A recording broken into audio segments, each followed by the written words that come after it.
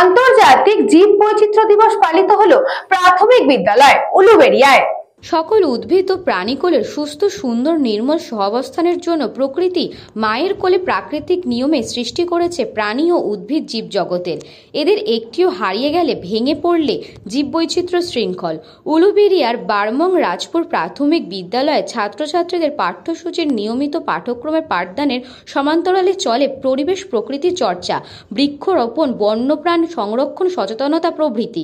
বিদ্যালয়ের নিউট্রিশন বাগান জুড়ে শিশুদের পুষ্টি সাধন জন্য গড়ে উঠেছে আম, জাম, জামরুল, কুল, কাঁঠাল, লেবু, পেয়ারা, মালবেরি, ব্ল্যাকবেরি প্রভৃতি। নিউট্রিশন বাগানের ফল যেমন শিশুদের পুষ্টি সাধন করে, সাথে বিভিন্ন বন্যপ্রাণীর খাবারের যোগান দেয়। বন্যপ্রাণ তাদের এই খাবারের সাথে সাথে পরিবেশের বিভিন্ন জায়গায় ছড়িয়ে দেয় এই সমস্ত ফলের বীজ, যা থেকে প্রাকৃতিক নিয়মেই হয়ে যায় বনসৃজন। এটা মানবজাতির কাছে একটা আশীর্বাদ। তাই বন্যপ্রাণ রক্ষা করা আমাদের একটা নৈতিক কর্তব্য। না হলে একদিন এদের মতো আমরাও হারিয়ে যাব। এইসব বন্যপ্রাণী তাদের খাবার না পেলে একসময় আমাদের প্রকৃতি পরিবেশ থেকে হারিয়ে যাবে, ভেঙে পড়বে জীববৈচিত্র্য শৃঙ্খল, ভারসাম্য হারাবে আমাদের বাস্তুতন্ত্র।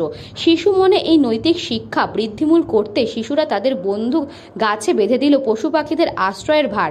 প্রচণ্ড দাবদাহে পাখিদের হিটস্ট্রোকে শিশুদের বন্ধু গাছে আশ্রয় নেওয়া পাখিদের যাতে মৃত্যু না ঘটে, তারা যাতে পান করার ও স্নানের জল পায়, তার জন্য বাঁধল জলের ভার। সেই ভারে ঢালল জল। ফলের বাগানের গাছের ফলে ওদের মতো পশু পাখিদেরও আছে সমান অধিকার। তাই শিশুরা ফলের গাছে বেঁধে দিল, এই ফল নয় শুধু তোমার আমার, এই ফল তোমার আমার পাখি কাঠবেড়ালি সবার।